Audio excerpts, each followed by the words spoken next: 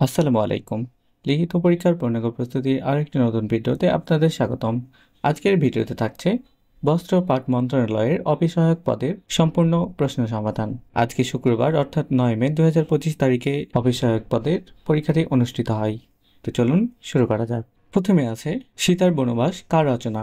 সীতার বনবাস ঈশ্বরচন্দ্র বিদ্যাসাগরের রচনা। তারপরে আছে শশব্যস্ত কোন সমাসের উদাহরণ? শশব্যস্ত অর্থাৎ শশকের ন্যায় ব্যস্ত। উপমান কর্মধারয় সমাস। তারপরে আছে বিপরীত শব্দ লিখুন। প্রাচ্য, প্রাচ্য এর বিপরীত শব্দ প্রতীচ্য। আলোয় আধার কাটে, বাক্যে নিম্নরেখ শব্দটি কোন কারকে কোন বিভক্তি? আলোয় আধার কাটে।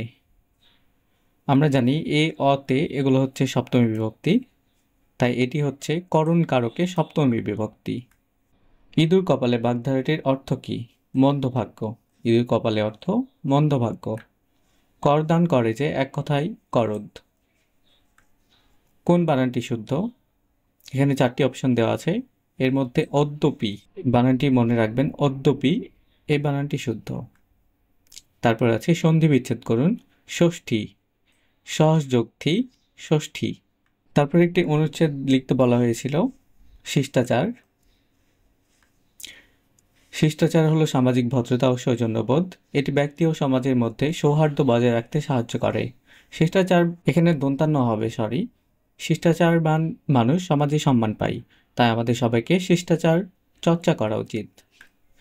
তারপরে ছিল একটি প্যারাগ্রাফ রোড সেফটি, এটি আপনারা দেখে নেবেন, এখানে দেওয়া হয়েছে, আপনারা স্ক্রিনশট নিয়ে নিতে পারেন। তারপর আছে translate into English. Translate into English, ইচ্ছা থাকলে উপায় হয়।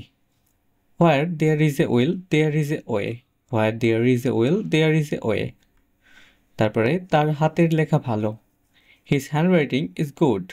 His handwriting is good. তুমি কি বইটি পড়ে শেষ করেছো? Have you finished reading the book? Have you finished reading the book? তুমি কি বইটি পড়ে শেষ করেছো?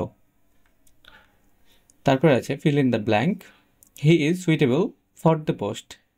He is suitable for the post. সে এই পোস্টের জন্য, এই পদটির জন্য উপযুক্ত। She is fond of sweets. He is fond of sweets. We learn from mistake. We learn from mistake.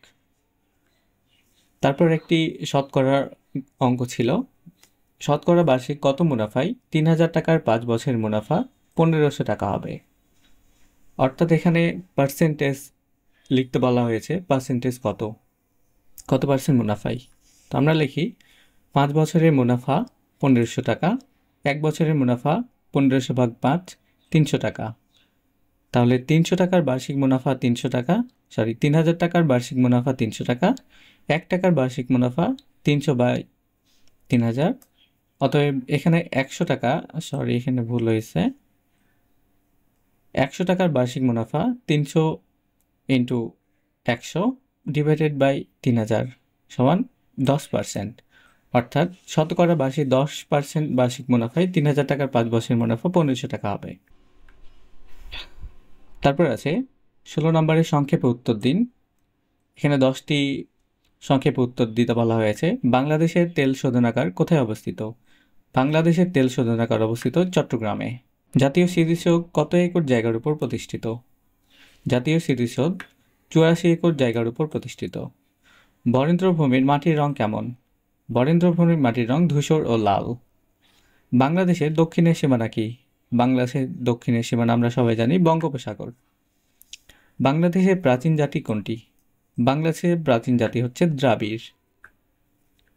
Sher Shah কবে জন্মগ্রহণ করেন? শেরশাহ জন্মগ্রহণ করেন 1472 খ্রিস্টাব্দে। কোন মুঘল সম্রাট বাংলাকে জান্নাতাবাদ বলে ঘোষণা করেন?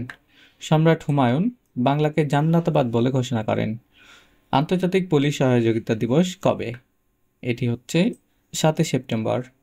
দহগ্রাম ও অঙ্গরপোতা বাংলাদেশের কোন উপজেলায় অন্তর্গত? এটি হচ্ছে পাটগ্রাম উপজেলা, লালমনিরহাটে। কত সালে বঙ্গভাষানুবাদ সমাজ প্রতিষ্ঠিত হয়? এটি প্রতিষ্ঠিত হয় 1850 সালে।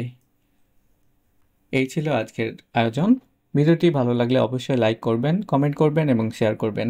আমাদের চ্যানেল থেকে লিখিত পরীক্ষার পূর্ণাঙ্গ প্রস্তুতিমূলক ভিডিও প্রদান করা হয়। আপনারা চাইলে সাবস্ক্রাইব করে আমাদের পাশে থাকতে পারেন। ধন্যবাদ। আসসালামু আলাইকুম।